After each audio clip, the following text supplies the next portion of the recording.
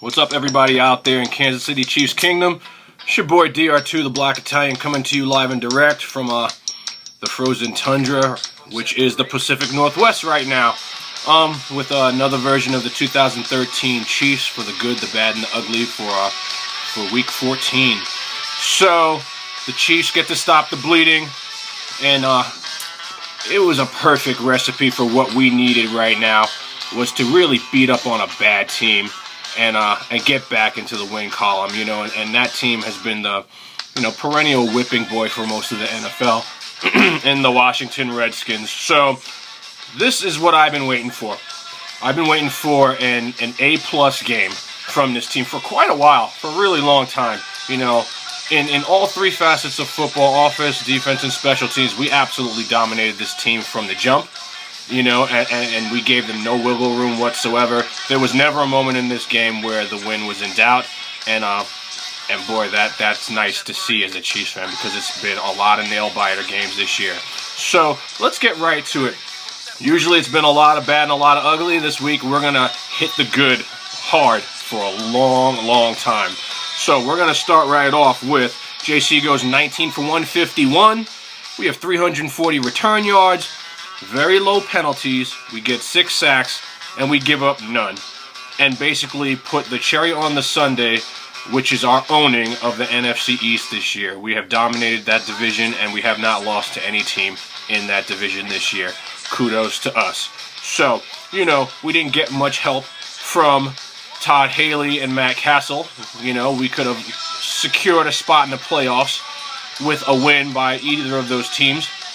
But they weren't doing us any favors. They're no longer donning our colors, and so we have another week before we are definitely in the playoffs. But it's nice to just pound a team, which is really what we needed to do.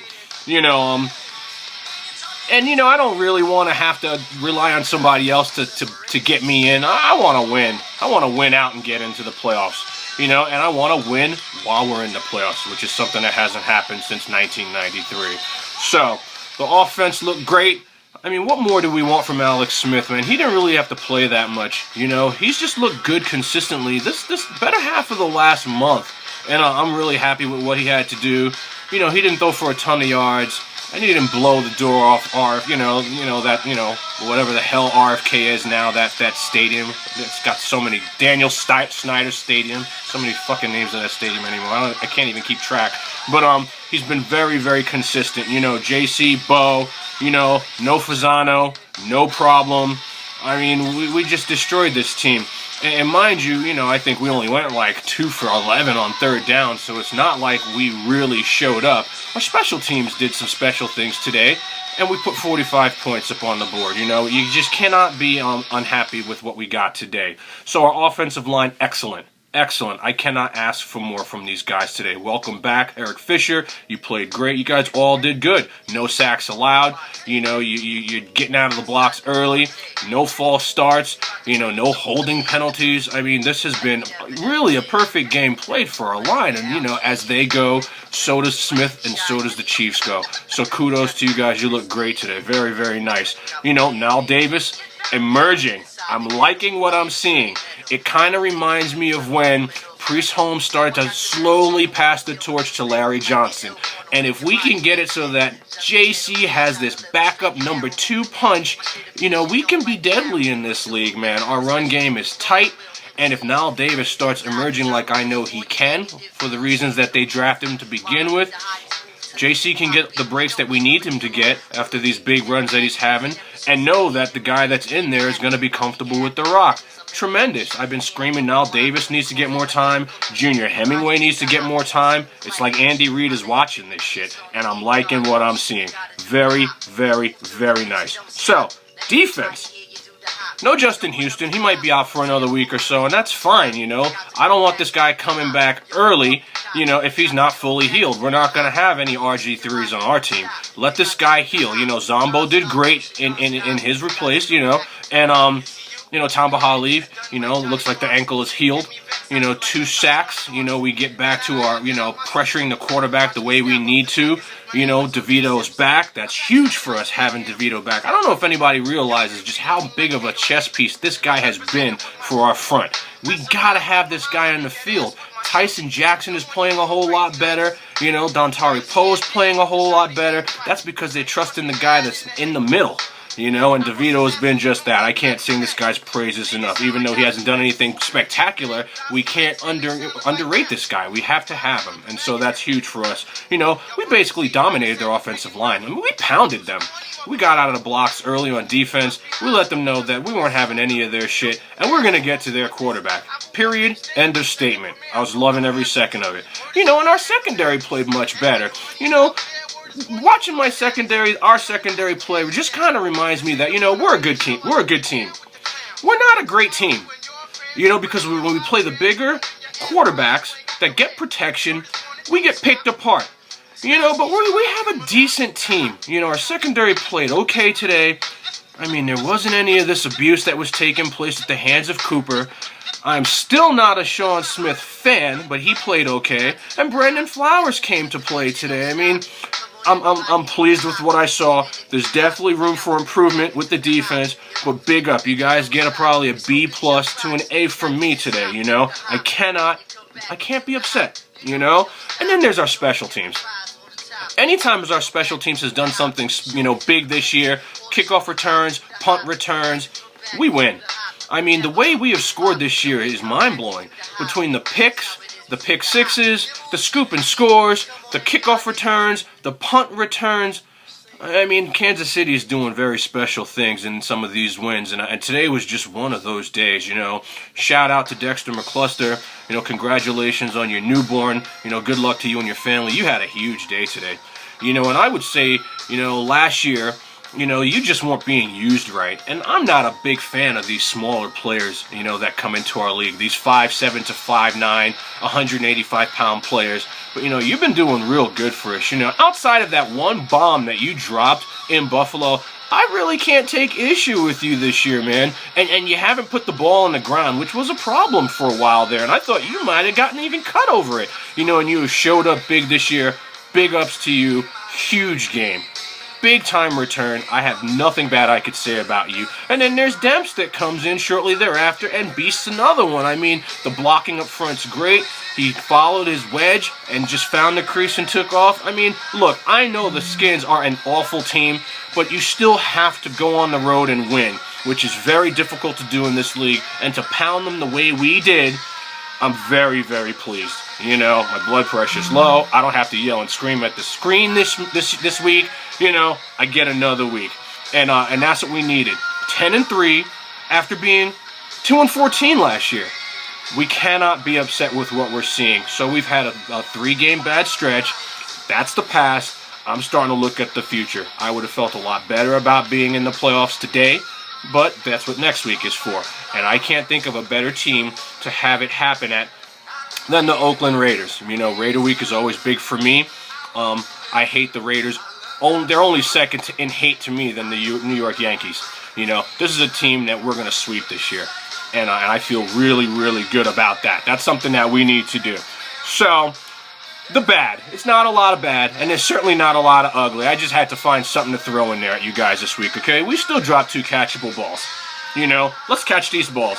Alex is really becoming a more accurate quarterback for us. We're giving him the time to throw. We have to catch these balls. Not the end of the world. You know, Duck Dynasty to 84, he dropped a short pass that would have probably been, you know, a big gain. Not the end of the world. We're not dropping 6 and 7 passes. I can live with 2. It's cold out there, inclement weather. You guys get a break. I mean, I saw what it looked like out there. I wouldn't have wanted to have been out there. And you know what? And I would have probably dropped some passes out there too. You're doing great, okay?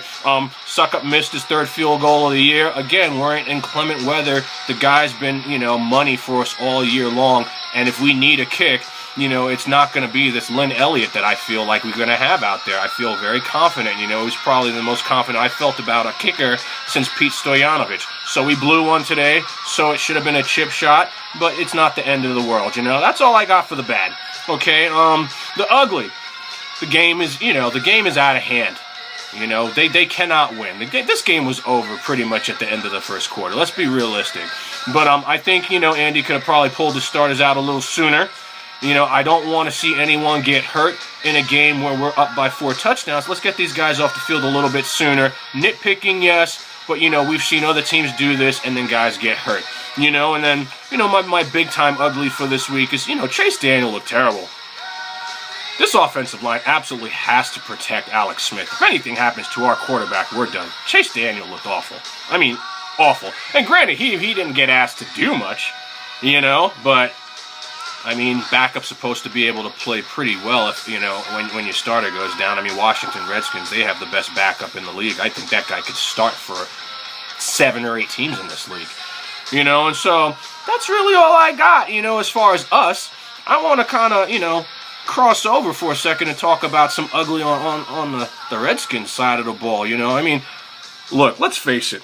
Mike Shanahan looks like a man beaten and deserves to be fired before I eat my next meal. There's no question about it. And I think RG3 is not 100%. Players are saying it. The media has been circulating this, forever. Well, this guy shouldn't be on. He shouldn't be on the field. He should be on the shelf. I mean, this is big time ugly by you, Shanahan. You're gonna ruin this guy. And RG3 and 10, 3 and 11, whatever you are, man. Your ego got a little bit too big, too quick, man. And now you've fallen back to earth. You're getting a taste of what it's like to be on a really bad team, thinking you're the shit. And so. This was basically like a home game for the Kansas City Chiefs, man. Everybody left this game at halftime. I mean, that was a disgrace. It's hard being a Redskin fan, and you guys are kind of going through what we went through as Chief fans last year. So enjoy that. Thank you for today, because we needed to get this big-time W, in our column, man, and get moving into the playoffs, into the right direction. So we got the Raiders, and then we're home to, Andrew Luck.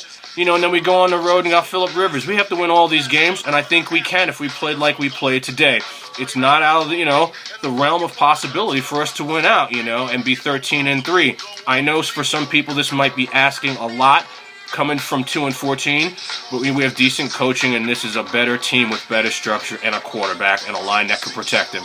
So go Chiefs. So shout out DR3, my son, who I've converted fully into a believer of the red and gold. He can carry on my legacy when I'm dead and gone, and I'm loving that. Put the pads on, kid. Go to U of O and make me some money, please. Shout out to the Beast, Michael Farris, brother from another mother, coming from Seattle. Much love to you. Shout out to you doing your thing. Shout out to Jason Jones. Your little How to Catch a Ball 101. Dude, that shit was hilarious, man. And I bet you they must have watched that, because they only dropped 2 balls. And that's what's up, dude. Shout out to Brad T. Wingo and all of the Marines. Appreciate what you guys do for all us Americans. Big shout out to you living out in Garden City in Long Island, where I used to live out there. I hope you're staying warm. And shout out to Andy Reid, man. I gotta say, dude, these guys are playing hard for you, and they love you. They really do, and that's nice to see, family on 3, man, 1, 2, 3 family. I'm loving that shit. A team that will play hard for their coach will go far in the NFL. So that's all I got for this week's version of The Good, the Bad, the Ugly of the 2013 Kansas City Chiefs. I'm in a much better mood this week, and I'm kind of loving that.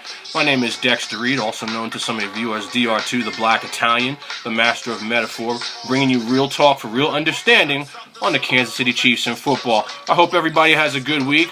Please, if it's inclement weather where you're living, drive safely. The life you save may be somebody else's. Raider Week's coming up. Let's go to Chokeland and get this W. I'll talk to you guys next week. Out.